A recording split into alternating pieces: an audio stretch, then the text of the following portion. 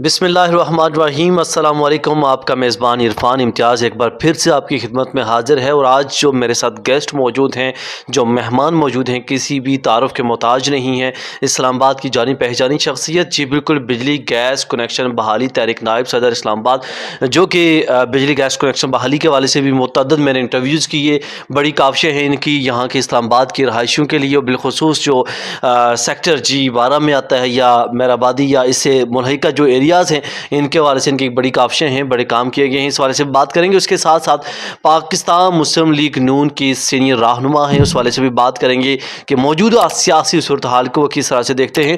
تو آئیے ان کی جانب چلتے ہیں۔ بجلی گیس کنیکشن بحالی تحریک کے حوالے سے آپ عرصہ دراز سے اس مشن کو لے کر چل رہے ہیں، کس حد تک کامیاب ہوا یہ مشن؟ کس حد تک کامیاب سمجھتے ہیں اپنے آپ کو؟ بسم اللہ الرحمن الرحیم۔ عرفان امتیاز صاحب بہت شکریہ۔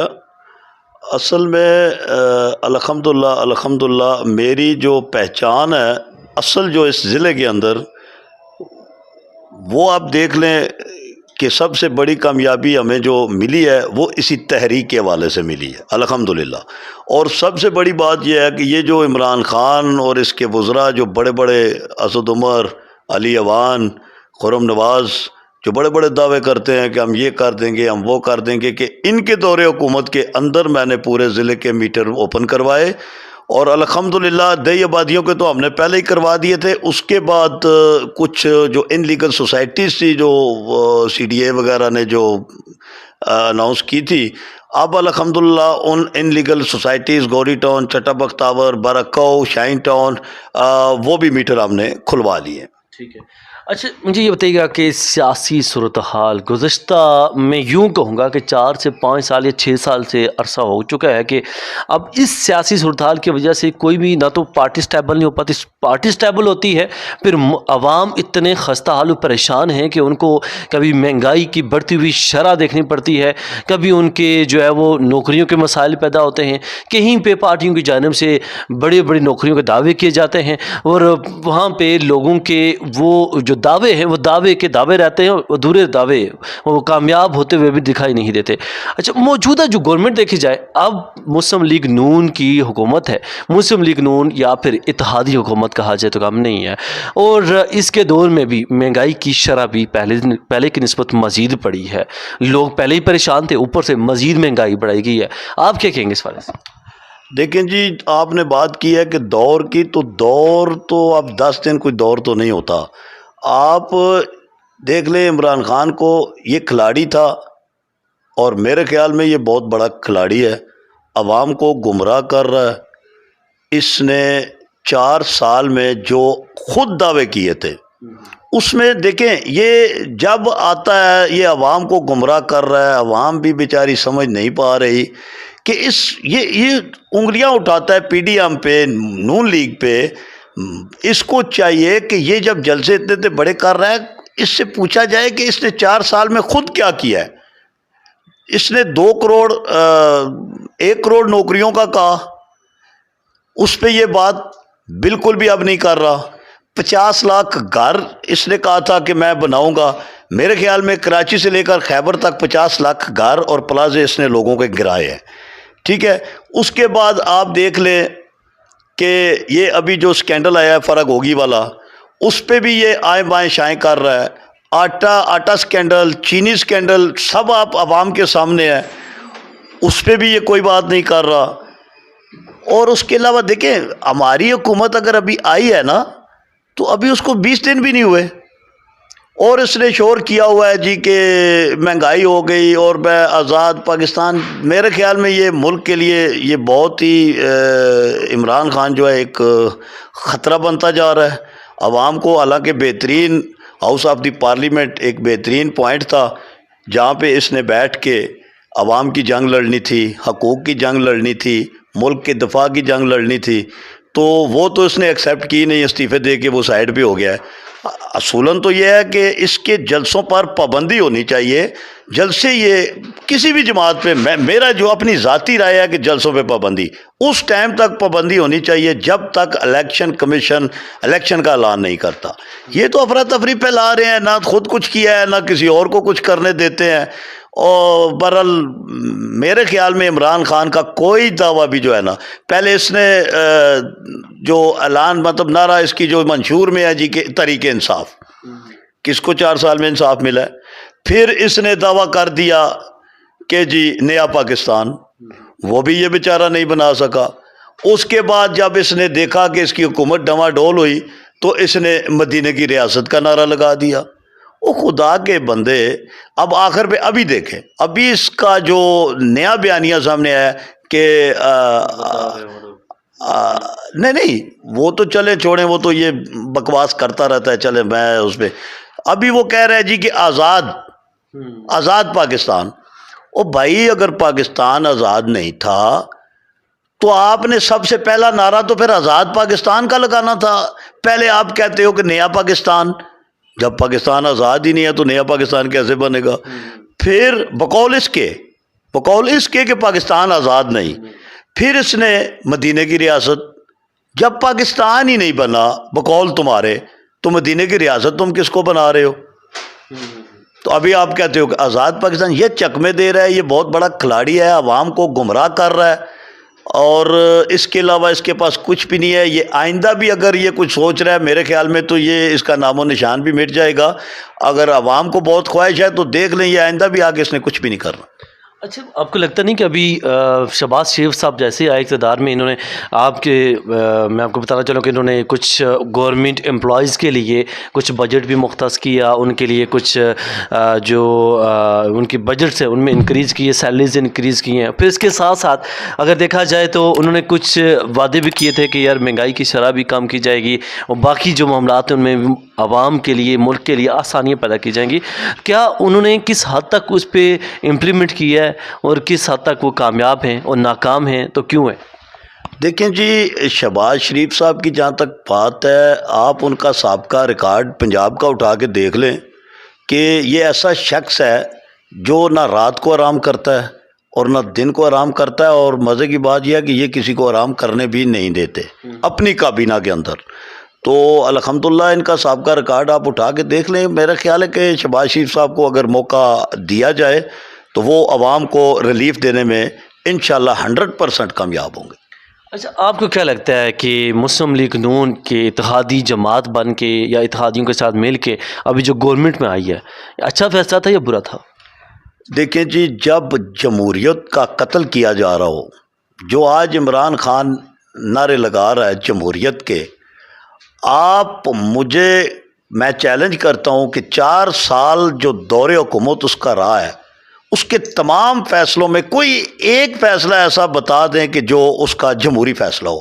اس کی سوچ، اس کے جتنے فیصلے ہوئے کہاں سے ہوئے یہ ہمیں نہیں پتا، لیکن اس کا جو لب لباب یا اس کا جو نچوڑ ہے، اس کے تمام فیصلے آمرانہ رہے ہیں، اور میرے خیال میں جمہوریت کی بقا کے لیے، جمہوریت کو بچانے کے لیے پارٹیوں کا اکٹھا ہونا کوئی گناہ نہیں ہے۔ ٹھیک ہے، پرفارمنس مسلم لیگ نون کی آپ کو لگتا نہیں کہ اس سے متاثر ہو رہی ہے اب اتحادی گورنمنٹ بنی ہے تو؟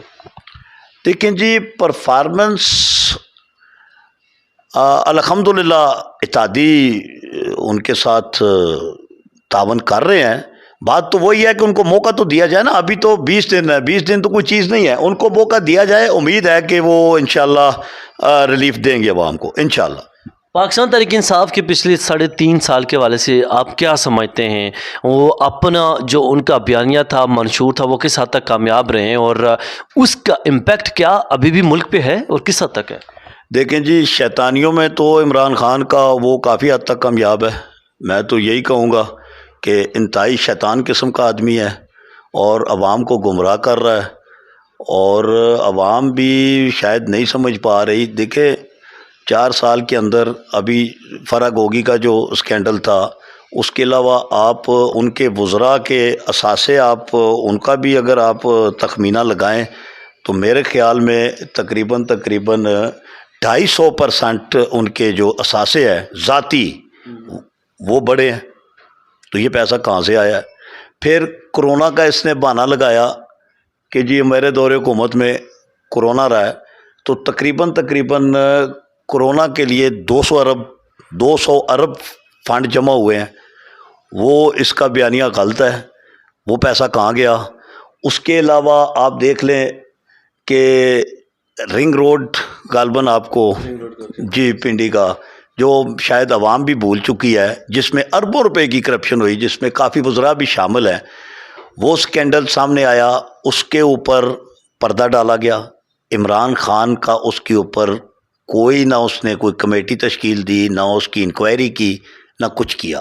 حالانکہ بہت بڑا سکینڈل تھا، پبلک کے سامنے ہے، اس پہ بھی یہ کچھ نہیں کر سکے.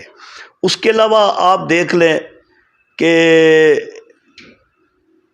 بجلی تقریباً 8 روپے یونٹ سے 21 روپے یونٹ تک اس کے دور حکومت میں بڑھی. ڈالر غالباً 100 یا 105 تک تھا، اور اس کے دور حکومت میں وہ 189 190 تک وہ گیا ہے. پہلے تو آپ اپنی حکومت کا جواب دو، اس کے بارے میں آپ بات نہیں کرتے، اور دوسروں کو کہتے ہو کہ 10 روپے ڈالر بڑھ گیا ہے اور 5، یہ بھی تمہاری وجہ سے بڑھا ہے. یہ سارے فیصلے، یہ سارے ایگریمنٹس آپ آئی ایم ایف کے ساتھ کر کے گئے ہو. جو ابھی وہ الزام میاں شہباز شریف صاحب پر لگا رہے ہو، فی الحال جتنی مہنگائی ہوئی، جو معاملات ہوئے ہیں، یہ سب عمران خان کی وجہ سے ہوا ہے. آئی ایم ایف کے والے سے ابھی بھی جو بیانیہ سامنے آ رہا ہے کہ شہباز شریف جو ہے آئی ایم ایف کی تمام شرائط ماننے کے لیے تیار بیٹھے ہیں، تو آپ کو لگتا نہیں ہے کہ اچھا دوسری جانب اگر دیکھا جائے تو امریکہ کی جانب سے یہ بھی خبر سامنے آ رہی ہے کہ ایک بڑی امداد دینے کے توقع کی جا رہی ہے کہ وہ امداد دے گا ابھی پاکستان کو، ایک بڑی امداد جو ریکارڈ امداد ہے جو پہلے نہیں دی گئی.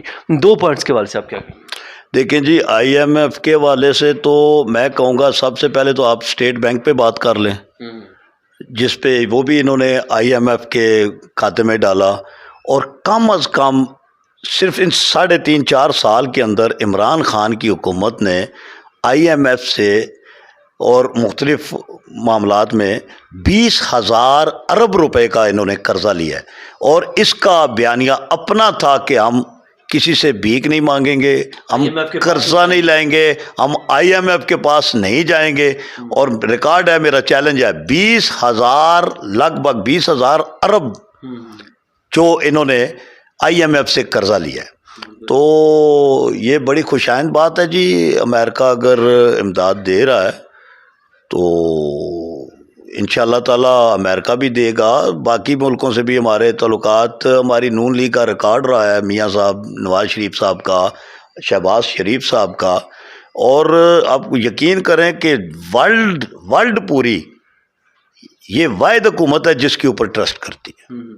اچھا آپ کو لگتا نہیں ہے کہ اگر 20,000 ارب ڈالر جیسے وہ قرضے کے والے سے بھی بات کی ہے، وہ بھی اس کے دور میں زیادہ بڑا ہے، اور ابھی جو امداد کے والے سے بات کی جا رہی ہے، امریکہ کے امداد کے والے سے بات کی جا رہی ہے کہ جو شہباز شریف صاحب کے دور حکومت میں دی جائے گی، تو وہ بیانیہ کہیں پہ یہ درست ہوتا ہوا دکھائی نہیں دے رہا کہ کہیں غلامی کی طرف تو نہیں ہم جا رہے پھر امریکہ؟ دیکھیں جی، یہ سارے اس جلسوں کی حد تک کی باتیں ہیں. ہماری اسٹیبلشمنٹ ہو یا سیاستدان ہو، ان کا ایک اپنا ایک مشن ہے. ہم ایک قوم ہیں اور الحمدللہ ایک آزاد ریاست ہے، تو ہمارے اپنے بھی کچھ اصول ہیں، کچھ قاعدے ہیں. ایسا بالکل بھی نہیں ہے ایٹمی طاقت ہے کہ ہم کسی کے نیچے لگ جائیں گے، یہ غلط فہمی ہے کسی کی.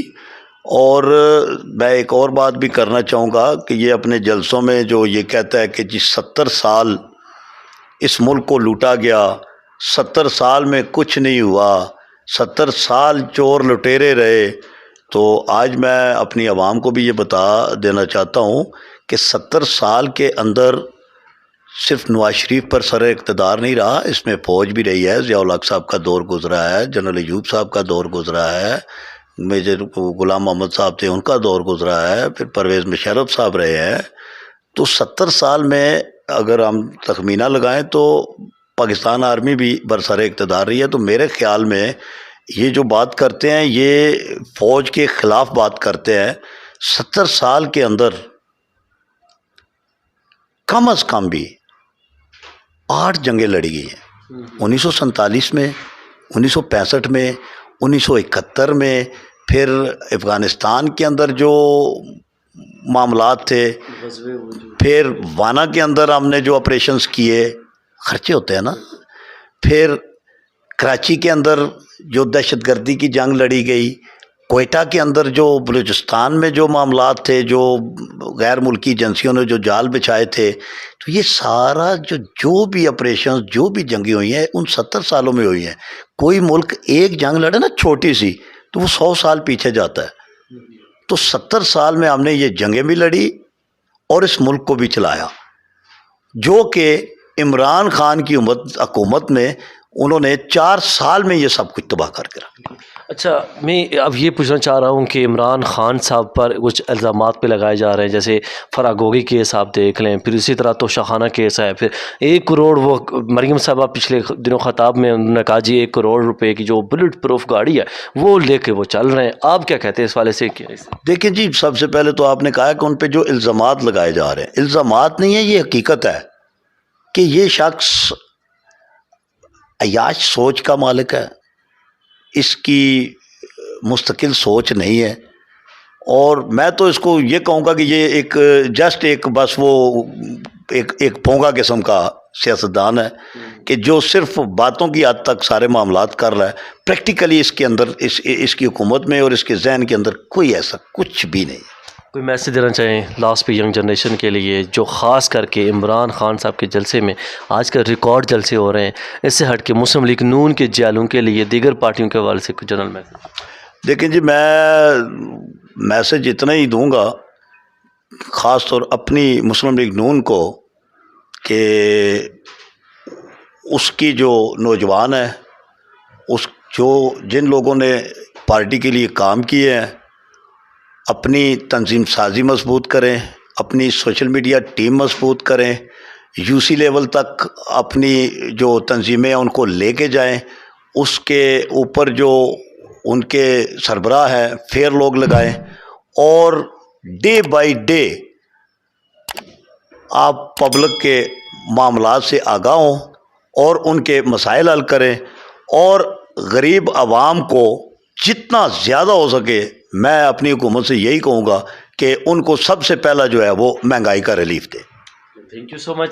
میرے ساتھ موجود ہے ملک زاہد محمود صاحب، جن سے بڑی بریفلی ڈسکشن ہوئی موجودہ سیاسی صورتحال کے حوالے سے، پاکستان مسلم لیگ نون کی کارکردگی کے حوالے سے، پاکستان تحریک انصاف کے دور حکومت کے حوالے سے. ان کا بیانیہ آپ نے سنا، ان کا جو موقف تھا، جو انہوں نے موقف اختیار کیا، وہ بھی آپ نے سنے. جو ان کی طرف سے پاکستان تحریک انصاف کے دور حکومت میں جو جس حد تک کرپشن ہوئی اور جو کیسز سامنے، اس حوالے سے بھی آپ نے ان کے بیانات سنے. نئے ٹاپک کے ساتھ پھر سے حاضر ہوں گا، تب تک کے لیے عرفان امتیاز کو دیجیے اجازت. اللہ نے کے بعد.